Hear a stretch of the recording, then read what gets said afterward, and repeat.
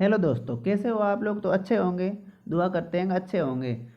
अब देखो, आप आज हम लेके आए हैं राजस्थान के इतिहास के स्रोत, जो राजस्थान की हर भर्ती परीक्षा के लिए बहुत महत्वपूर्ण रहने वाले हैं। जैसे आने आने वाली भर्तियां चतुश्रेणी हैं, एसआई हैं, तृतीय तृतीय श्रेणी शिक्षक भर्ती हैं, सेकंड ग्रेड हैं। उन उन परीक्षाओं को मद्देनजर रखते हुए बहुत महत्वपूर्ण प्रश्नोत्तरी को लेकर आए हैं। तो पहला प्रश्न हम देखते हैं।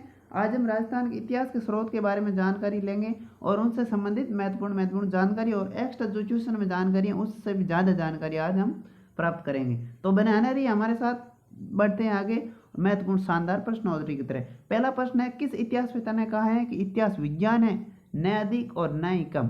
तो इसमें हम बात करेंगे कि A.L. राउज। तो A.L. राउज ने तो कहा था कि वैज्ञानिक प्रणाली के द्वारा इतिहास लिखा जाता है, लेकिन इसका सर्जन कला है। तो ये कथन तो इनका हुआ नहीं। ठीक। अब देखो दूसरा है अबुल फजल का कथन। और चाहे ये प्रोफेसर जॉन ब्यूरी का कथन है, चाहे हीराचंद ओझा का है। तो इसमें हम बात करते हैं कि ये कथन प्रोफेसर जॉन ब्यूरी का है। इन्होंने कहा था कि बड़ा प्रसिद्ध जो एक ये कथन है कि कहा है कि इतिहास विज्ञान है, न कम और न अधिक। ठीक। बढ़ते हैं आगे अगले क्वेश्चन की ओर। ठीक। बहुत शानदार शानदार प्रश्नोत्तरी लाए आपके लिए। आप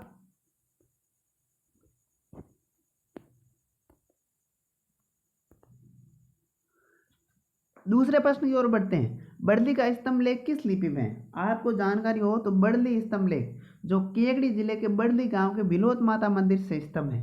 ठीक, समझ में आया। और 1912 में इनकी खोज हुई थी और इनकी खोज करता थे डॉक्टर G.H. ओझा। तो हम इसमें बात करने के बड़ली का स्तंभ लेख किस लिपि में है? तो बड़ली का स्तंभ लेख जो है जो हमारी ब्राह्मी लिपि में है। आप देवनागरी लिपि को देखकर कंफ्यूज ना होइएगा। ठीक। बढ़ते हैं आगे। अब देखो आपके सामने तीसरा क्वेश्चन, शानदार शानदार क्वेश्चन है, महत्वपूर्ण क्वेश्चन है, जो एग्जाम की दृष्टि से सीधे राम मार साबित हो गई। तो इसमें है कि मेराठ बाबरू शिलालेख में अशोक को किस धर्म का अनुयायी बताया गया है? यदि आपका अशोक पढ़ा हुआ है तो अशोक सम्राट के बारे में आपको जानकारी है। तो अशोक जो है वो बौद्ध धर्म के अनुयायी थे, जिन्होंने बौद्ध धर्म को प्रचार करने का काम किया था। ठीक। बढ़ते हैं चौथे प्रश्न की ओर। देखिए बच्चों, चौथा प्रश्न आपके सामने, बाबरू शिलालेख की खोज किसने की थी? बाबरू शिलालेख की बात करें तो इसकी खोज क्या प्रोफेसर जॉन ब्यूरी ने की थी 1837 में, क्या डॉक्टर G.H. ओझा ने 1837 में की थी, क्या कार्लाइल ने की थी, या कैप्टन बर्ट ने? तो आपके सामने सीधा सीधा कैप्टन बर्ट दिख रहे हैं, जो 1839 में उन्होंने खोज की थी किसकी? बाबरू शिलालेख की। आया समझ में? ठीक। बढ़ते हैं आगे। क्वेश्चन नंबर 5वां, शानदार शानदार क्वेश्चन। अब देखो बेराट के शिलालेख की खोज किसने की थी? अब आपको बेराट की बात कर रहे हैं, बेराट की शिलालेख की खोज। अब आपको अशोक सम्राट, पुरातत्व कार्लाइक, B.K. थापर, रूपनाथ। ये B.K. थापर आपके कालीबंगा वाला संबंध है, कालीबंगा से, पता है ना आपको? कालीबंगा सभ्यता की खोज उससे संबंधित है। अब देखो इसमें आपके चौथा सही होगा अशोक सम्राट। ठीक। बढ़ते हैं आगे। नगरी का लेख कहाँ से प्राप्त हुआ? आपके सामने क्वेश्चन है कि नगरी का लेख है, शिलालेख नहीं है। आपको ध्यान रखिए, नगरी का शिलालेख अलग है और नगरी का लेख अलग है। तो नगरी का लेख जो है चाहे वो उदयपुर से प्राप्त हुआ, चाहे भीलवाड़ा से, चाहे जोधपुर से, या चित्तौड़गढ़ से। आपको पता होगा नगरी जो है चित्तौड़गढ़ में स्थित है। कहाँ स्थित है? इसमें आपका छठे का चौथा सही होगा। बढ़ते हैं आगे। अब देखो 5 ऑप्शन दिए एग्जाम में, आजकल 5 ऑप्शन पूछते हैं। अश्वमेध यज्ञ का प्रथम अभिलेख प्रमाण कौन से शिलालेख से प्राप्त हुआ था? बहुत महत्वपूर्ण है।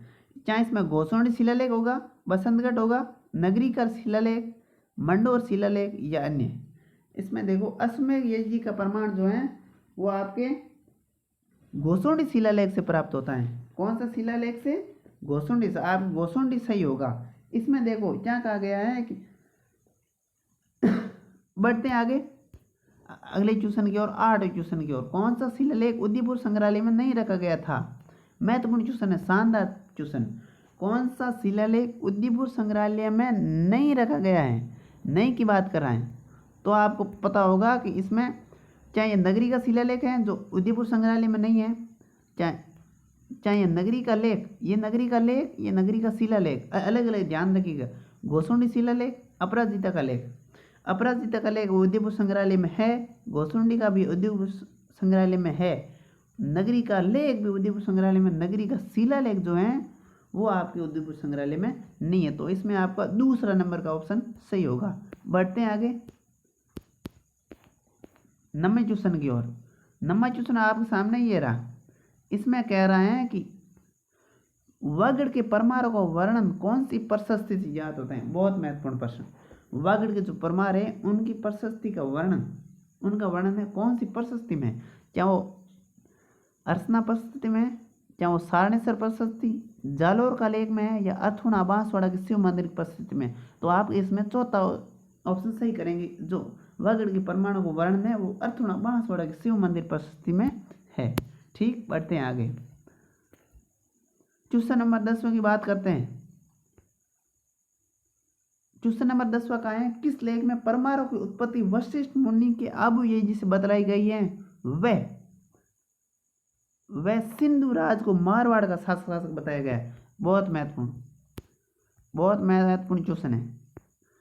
समझाते हैं, दोबारा समझते हैं। किस लेख, एक लेख है उसमें परमाणु उत्पत्ति है ना, परमाणु उत्पत्ति के संबंध में हमारे इतिहास में जो है अनेक प्रकार के मत हैं, लेकिन परमाणु की उत्पत्ति वशिष्ठ मुनि के अब ये बतलाई गई।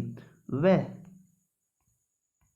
सिंधु राज को मारवाड़ का शासक बताएगा। बहुत महत्वपूर्ण। ये आपके इसमें आपको या तो चाहे लोणोसई की प्रशस्ति, बिजोलिया का लेख था, चित्तौड़ का लेख था, या किराड़ू का लेख था। आपके इसमें पहला ऑप्शन सही होगा। किराड़ू का लेख बाड़मेर, किराड़ू बाड़मेर में स्थित है, तो इसमें आपका पहला ऑप्शन सही होगा। बहुत महत्वपूर्ण प्रश्न है। अब देखो 11वां प्रश्न आपके सामने ये रहा। बापा से कुंभा तक की वंशावली का वर्णन कौन सी प्रशस्ति में वर्णन है। बापा से लेकर कुंभा तक, चाहे वो लोणोसई प्रशस्ति में है, रणकपुर की प्रशस्ति, जगन्नाथ की प्रशस्ति, या राज सिंह की प्रशस्ति। तो इसमें आपके सही ऑप्शन कौन सा होगा, आप इसका कमेंट सेक्शन में बताओगे। ठीक, फाइनली बता देते हैं कि रणकपुर की प्रशस्ति, जिसमें बापा से कुंभा तक की वंशावली का वर्णन है। अब देखो अगला क्वेश्चन है 12वां। किस प्रशस्ति में कुंभा को दान गुरु, राजगुरु, शैल गुरु कहा गया है। कीर्ति स्तंभ प्रशस्ति, हर्षनाथ की प्रशस्ति, सारणेश्वर की प्रशस्ति, या राज सिंह की प्रशस्ति, या कोई नहीं।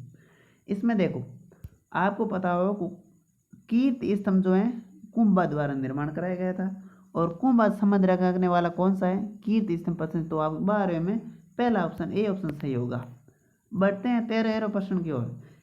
कीर्ति स्तंभ प्रशस्ति के रचयिता या प्रशस्तिकार कौन थे। बहुत महत्वपूर्ण क्वेश्चन है। कीर्ति स्तंभ प्रशस्ति के प्रशस्तिकार कौन थे, ये पूछ रहे हैं। चाहे वो जैता थे, चाहे वो अत्रि व महेश भट्ट थे, कृष्ण भट्ट थे, दीपा या देपाक, या अन्य। इस प्रश्न का उत्तर आप कमेंट सेक्शन में जरूर बताओगे। ठीक,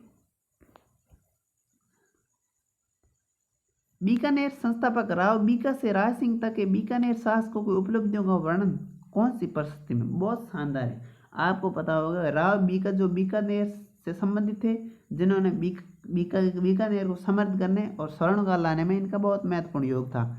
ठीक है, अब ये कह रहे हैं कि बीकानेर संस्थापक राव बीकानेर राज सिंह तक के बीकानेर शासकों की उपलब्धियों का वर्णन कौन सी प्रशस्ति में, चाहे वो राज सिंह प्रशस्ति में, जगन्नाथ राय प्रशस्ति, राज सिंह प्रशस्ति, या वैद्यनाथ प्रशस्ति। आप कंफ्यूज हो सकते हैं, राज सिंह और राज सिंह दो प्रशस्तियाँ एक साथ आई है, तो आपके इसमें उत्तर होगा राज सिंह प्रशस्ति। राज सिंह प्रशस्ति है ना, जिनमें ये वर्णन है कि जो है बीकानेर बीका से राज सिंह तक के जो है इन शासकों का वर्णन है। ठीक, बढ़ते हैं आगे।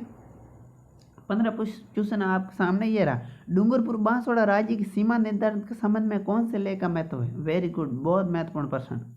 आमेर लेख का, कुमलगढ़ लेख का, बेरार लेख का, या बेणेश्वर का लेख का। आपको पता हो तो बेणेश्वर मेला डूंगरपुर में बढ़ता है। कहाँ पर, डूंगरपुर बांसवाड़ा संबंध में वहाँ पर। तो इसमें आपके बेणेश्वर का लेख, इसमें आपको याद करने का ये तरीका है। बेणेश्वर का लेख है जहाँ से डूंगर बांसवाड़ा राज्य की सीमा निर्माण संबंध में जो इस लेख का महत्व है, जिसमें इसका वर्णन है। ठीक, क्लास तक अंत तक बने रहने के लिए धन्यवाद।